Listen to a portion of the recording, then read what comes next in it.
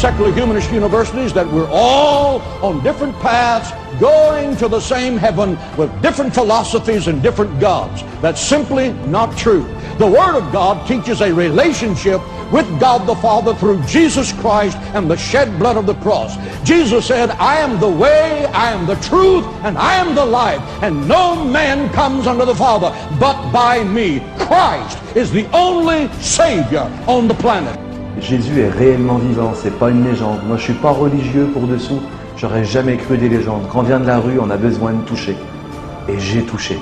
Et il m'a touché, il m'a saisi, et maintenant ça va faire 25 ans cette année que Jésus m'a touché, et c'est une vie merveilleuse, pleine d'aventures.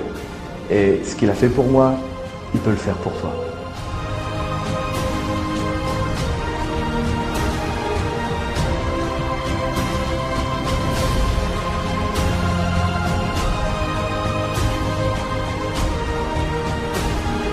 Je pense que j'ai été comme électrocuté pratiquement à 2000 volts et j'ai été facilement, je pense que j'ai été vraiment subjugué par la figure du Christ.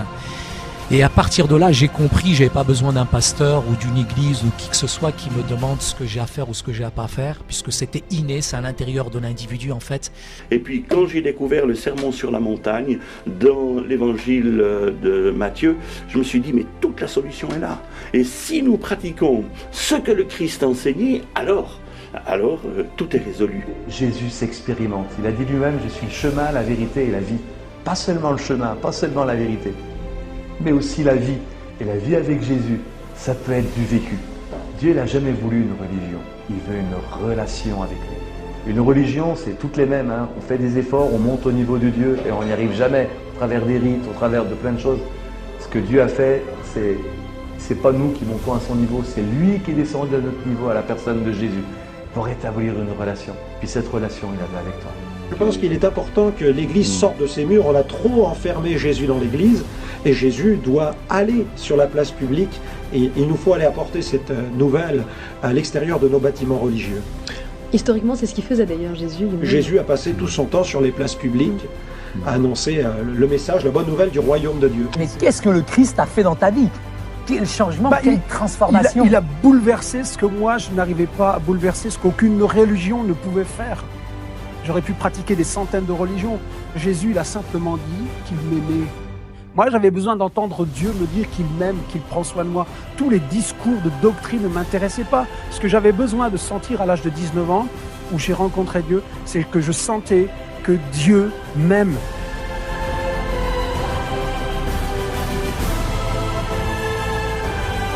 Je me sentais pleinement aimé par lui et c'est pour ça que je me suis approché de lui, parce que j'ai senti simplement la sincérité de Dieu, mais j'étais sincère.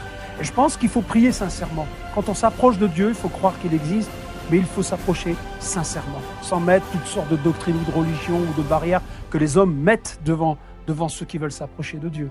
Il y a vraiment en tout cas ce zèle, cette force, je dirais, qui nous inonde quand on découvre finalement la puissance de Jésus. Et je crois que j'ai été vraiment en tout cas subjugué par la figure du Christ, parce que pour moi Jésus il était lointain, il était simplement le Nabi, le prophète. Et pour moi Yeshua al-Masih wa triq wa al-haq wa al-hayat, pour moi Jésus est vraiment le chemin, la vérité et la vie. Il n'est pas un des chemins, il est le chemin, il n'est pas une des vérités, il est la vérité. Amen. Et non seulement il est la vie, mais il la communique cette vie. Et cette vie que j'ai reçue, je crois véritablement aujourd'hui que je puisse en tout cas l'apporter autour de moi. Alors justement, dans tout ce foisonnement d'idées, dans toutes ces activités, que ce soit de la comédie, je dirais, au partage, je dirais, de l'évangile, puisque pour moi il est très important en tout cas, je dirais, de partager l'évangile, parce que l'évangile pour moi est vraiment une puissance aujourd'hui pour le salut de quiconque croit, mais en même temps l'évangile il est toujours d'actualité. Al-Ams, Al-Yum, Al-Ilabadi, hier, aujourd'hui, éternellement. Donc la Bible elle est la même, elle demeure en tout cas toujours la même.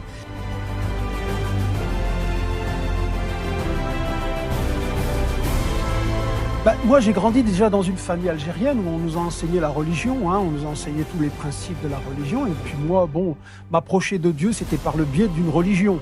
Voilà, donc, et puis au fur et à mesure que je grandissais, je me suis aperçu que Dieu n'était pas une religion, c'est un être bien-aimé, un être accessible. Mais comment nous approcher de lui si ce n'est que de découvrir qui est Dieu? Alors, quelqu'un m'a remis un Nouveau Testament et j'ai lu l'histoire de Jésus-Christ.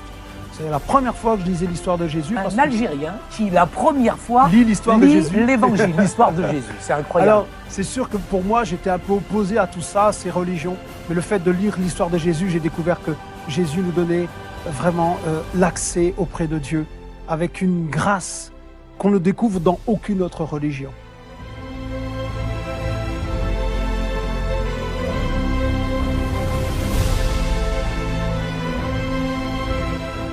Et ça a été pour moi un bouleversement dans ma vie quand j'ai su que Dieu pouvait me pardonner, me libérer et m'aimer. Et que Dieu m'aimait. Ça, c'est important. De savoir que Dieu m'aime, ça me rassurait dans mon être intérieur. De savoir que je pouvais être pardonné, cela me rassurait et me donnait envie de le connaître un peu plus. Jésus a dit, moi je suis le chemin, la vie, la vérité, et nul ne va au Père que par moi. Et cette phrase, elle m'a bouleversée. Et ça a tout changé parce que quand j'ai lu cette histoire, j'ai compris que Jésus me redonnait une autre chance, que je pouvais en fait balayer toute ma vie passée et recommencer à zéro.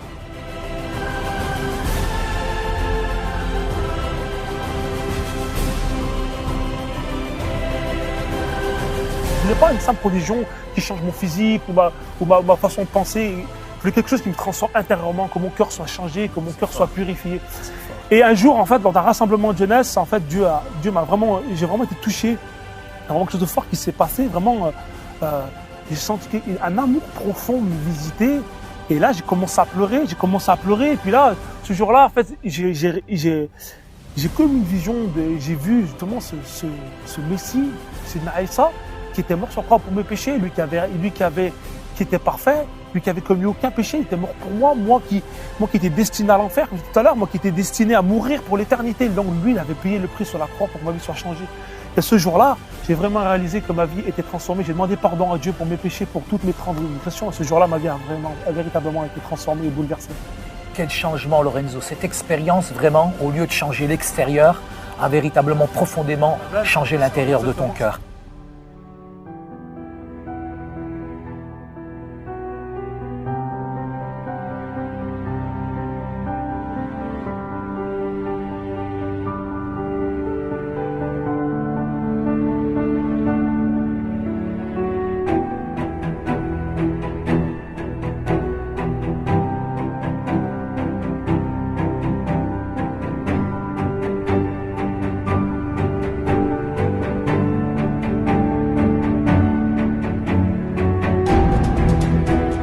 Dieu nous donne suffisamment d'éléments, et c'est ce qui est écrit par exemple dans Romains 1, 19-21, Dieu nous donne suffisamment d'éléments naturels pour que l'on puisse le penser et le connaître.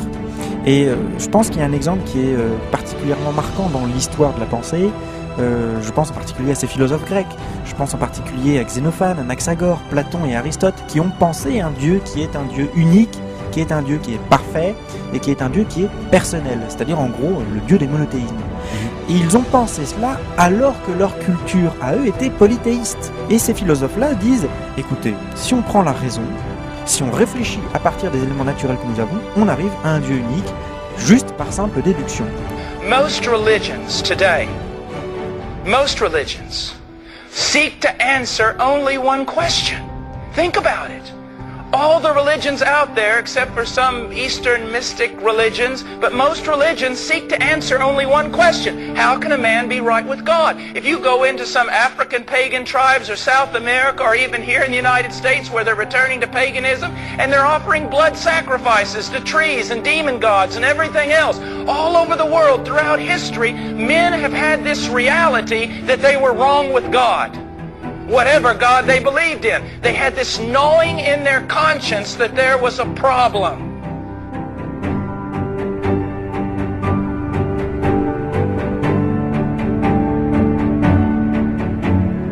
Then the Lord saw that the wickedness of man was great on the earth, and that every intent of the thoughts of his heart was only evil continually. Only evil continually. I simply read this text one time preaching at a university, and a young reporter came up to me and he said, I don't agree with your interpretation. And I said, young man, I didn't interpret the text, I read it.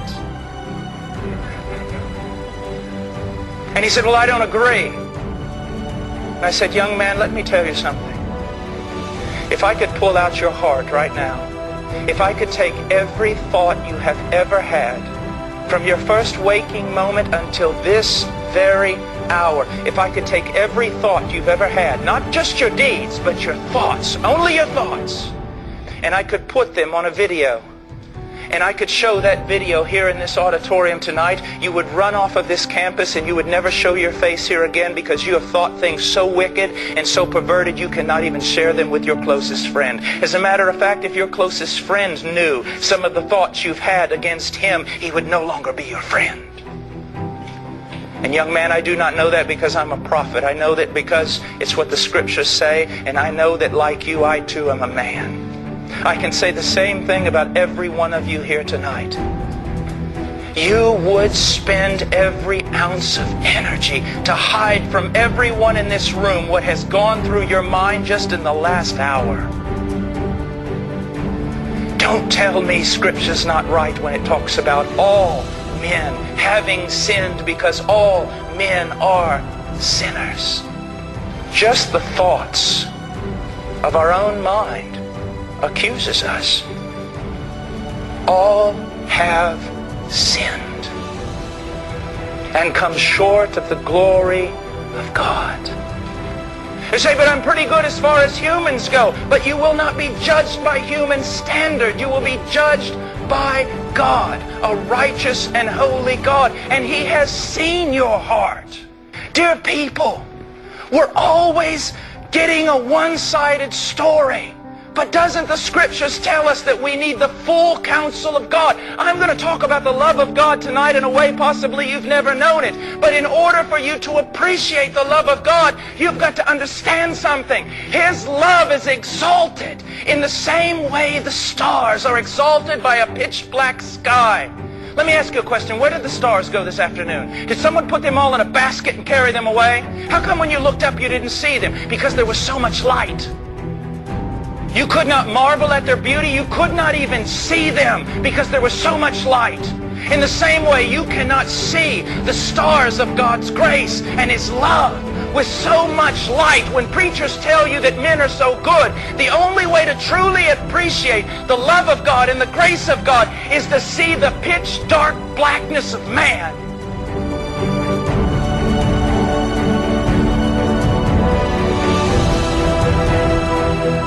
When you see the pitch dark blackness of your own heart, and then you realize that God moved in love for you, it causes you to fall down on your knees with the greatest esteem and worship God. I have a point to all this madness. I've got to dig a hole and bury you deep. I've got to show you how dark your night and hopeless your situation, so that when I begin to talk about Jesus, you're filled with admiration.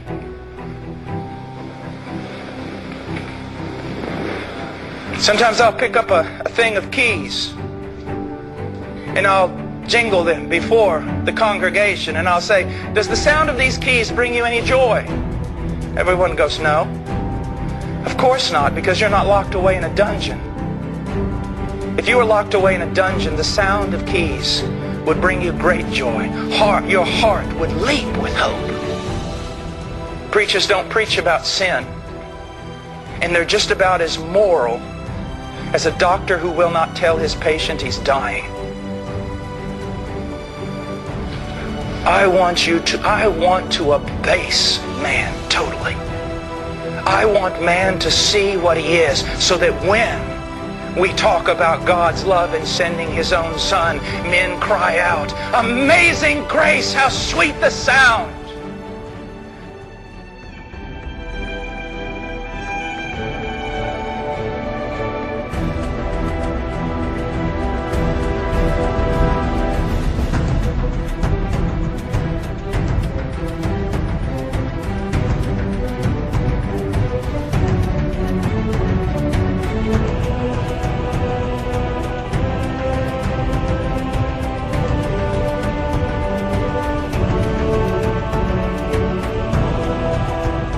God displayed Christ publicly to put away sin.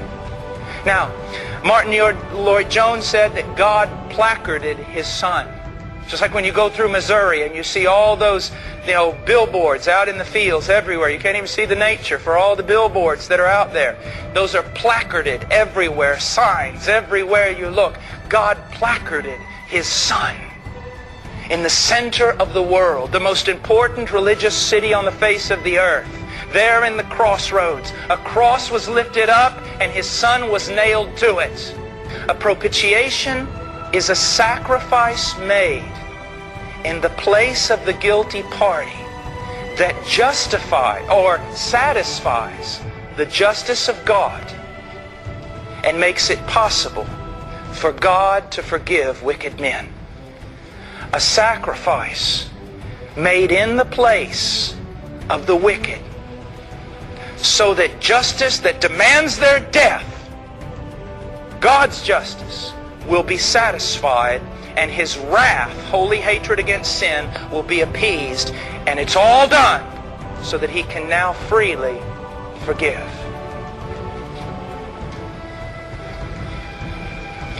And that sacrifice was Christ. A man must die on that tree. But then again, more than a man must die on that tree. The one who dies on that tree must also be God. Now let's look at this for just a moment. Let's just look. Why must the one who dies on that tree be deity? Be God in the flesh? Be God the Son of God? Why? Well, first of all, a small statement in the book of Jonah. Salvation is of the Lord. Isaiah is quite clear. God shares the title of Savior with no one. That is why the doctrine of the Jehovah's Witnesses is such an abomination, because they say that God created an innocent creature to go down and save men, to put away sin. And if that's the case, then it is a creature that has saved us. But what you need to understand is Christ was no creature, but the Creator, the eternal Son of God, who stepped down out of heaven, did not consider equality with God a thing to be grasped, but came down from heaven. He did not lay aside His deity. He laid aside the glory and privilege of His deity. He did not become something less than God, but He became something God had never been. He took to His divine nature, human nature. He took to Himself flesh and He became a man.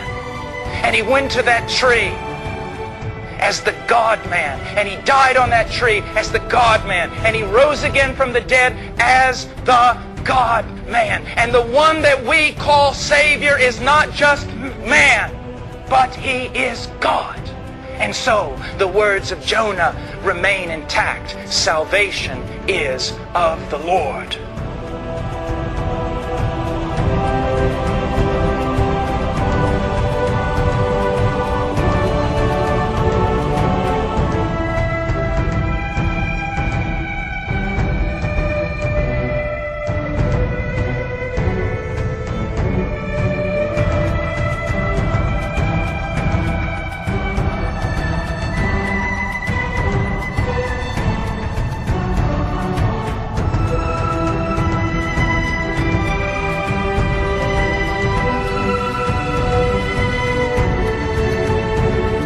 I was speaking at university years ago, and after speaking, question and answer, this student stood up. He's kind of angry, and he said, "I've got a problem for you, preacher."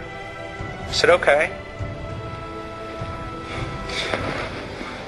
How can one man suffer for a few short hours on that tree and pay for the sins of a multitude of men and save them from an eternity in hell? It isn't right."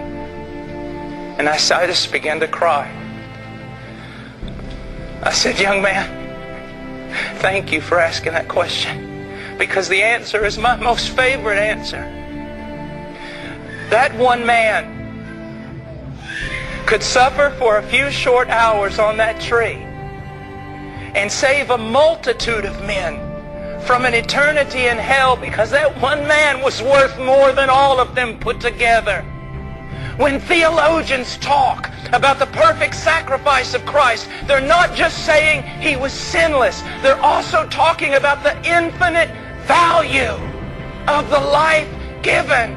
You take a gigantic cosmic scale, you put everything in it that you can find. You put stars and galaxies, suns and moons and planets and earths, mountains and molehills, moths and men, crickets and clowns, everything you can find, dusts and rocks of granite, everything you can find of creation, and you put it in a scale, and you put Jesus on the other side, and he outweighs them all.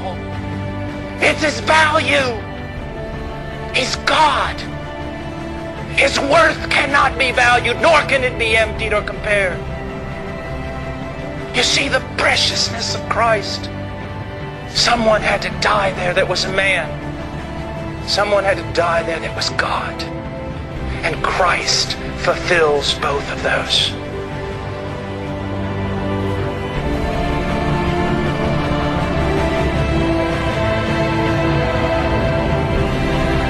Jesus wasn't afraid of a cross or a nail or a spear or a crown of thorns.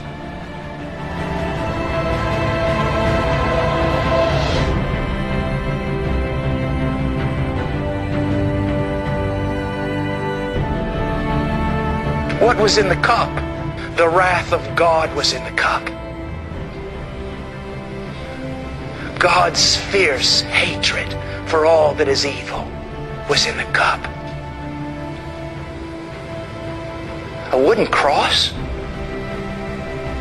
All men are under the fierce, just wrath of God because of their vile wickedness. Someone had to drink down that wrath.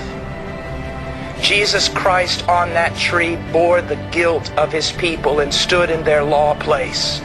Then all the holy, just hatred, wrath, judgment, and justice of God like blinding white light came crushing down on the head of his only begotten Son. Have you never read, and it pleased the Lord, Yahweh, to crush him? This is a horrid thing, a vile thing, not the kind of thing you wear around your neck. Someone had to die. Justice had to be satisfied. To demonstrate love, God had to put away sin first. And there was only one way to do it, the death of the only begotten Son of God.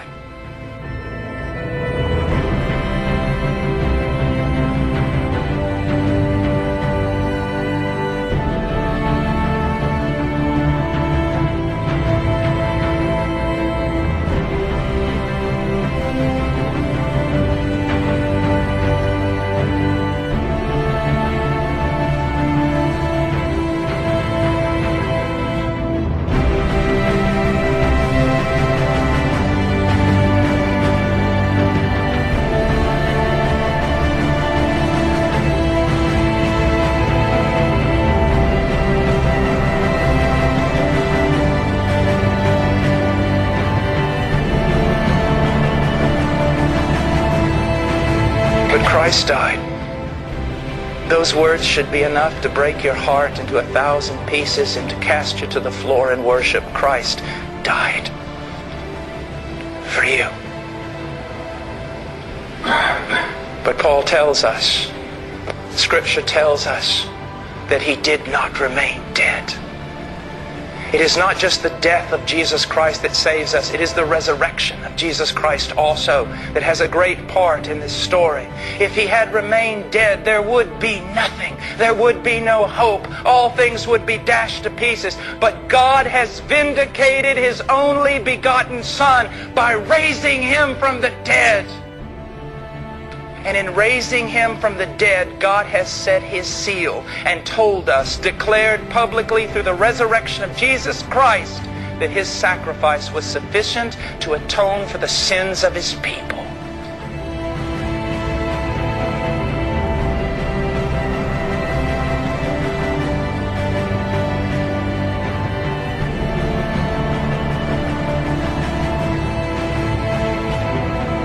But never forget this. Jesus Christ was God in the most complete and full sense of the term. But Jesus Christ was man in the most complete and full sense of the term. There is one God and one mediator between God and men, the man, Christ Jesus. A man has sinned. A race of men are fallen. A man must die, and a man must rise again from the dead.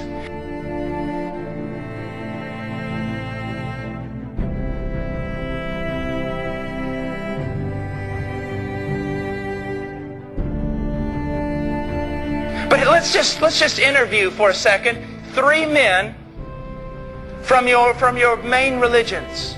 The reporter comes up to the Orthodox Jew and says, "Sir, if you died right now, where would you go?" "Well, I'd go to paradise." "Why?" "I love the law of God. I am a righteous man. I do good works. I study His law, love His law, feed upon His law. I am a righteous man." And the reporter goes, "Okay, I understand that." "Okay, Muslim, if you died right now, where would you go?" "I would go to paradise." "Why?" "Because I love the Quran. I have made all the pilgrimages. I make the daily prayers. I give alms to the poor, so on and so forth. I am a righteous man." The reporter says, "Okay, I understand that."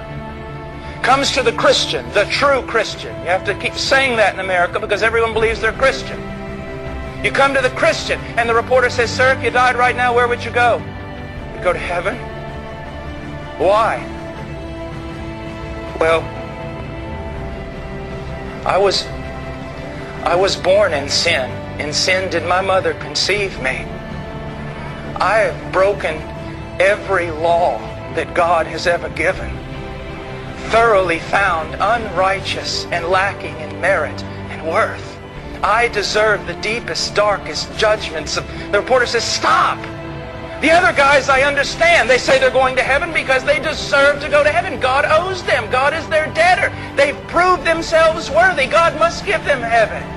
But you, I don't understand. You're telling me with joy that you're going to heaven, but then you're telling me you have no worth or merit to go there? How are you going to heaven?" And the Christian smiles and he says, "Because I'm going to heaven based upon the merit and the worth of another, Jesus Christ my Lord." Now of those three, who gives glory to God? And who gives glory to men? You see that? This is not about us. This is not about our morality and our goodness. This is about Him.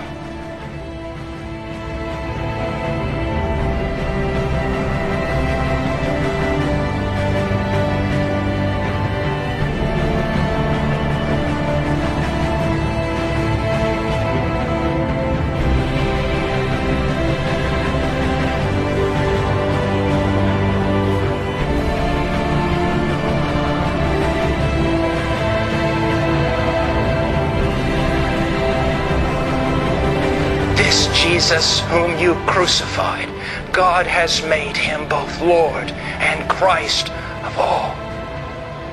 Don't think I will even ask you to make Jesus Lord of your life. That's the most preposterous thing I could ever tell you to do.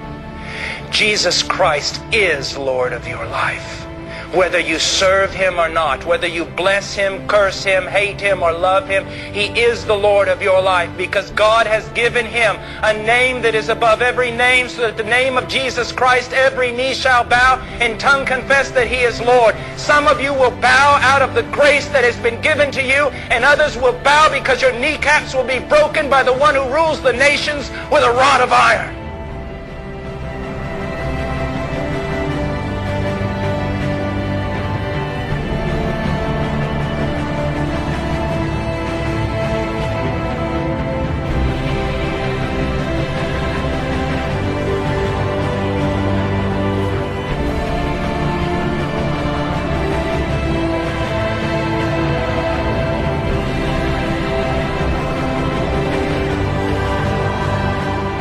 during the worship, God caught your heart and you began to think on eternal things. And maybe as you heard the gospel preached, you became aware of your sin and your vileness before a holy God. And then you heard about Christ and your heart leaped with joy. And you've said to yourself, I'm the vilest of creatures. Is there hope for me? Yes, there's hope for you. You have repentance, at least the seeds of it in your heart. Now you lack one thing. Believe on the Lord Jesus Christ and you shall be saved.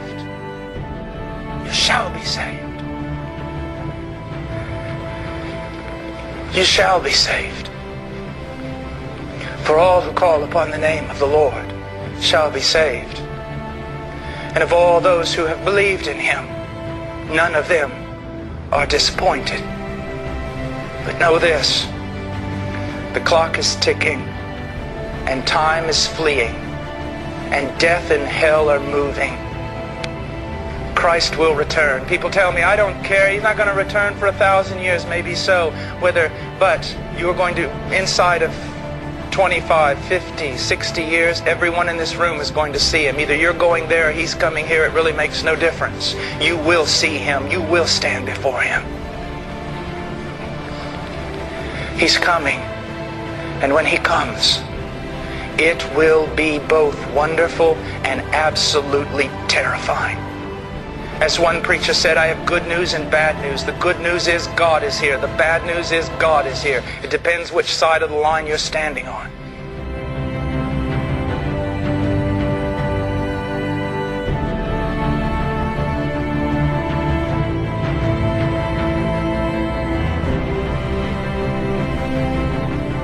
Approchez-vous de Dieu, tout simplement, sans mettre de barrière de religion, sans mettre de principe.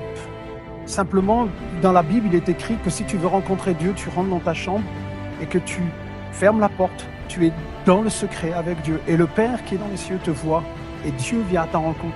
Mais une chose qui est importante, sois sincère dans ce que tu vas lui demander. Demande-lui de transformer ta vie.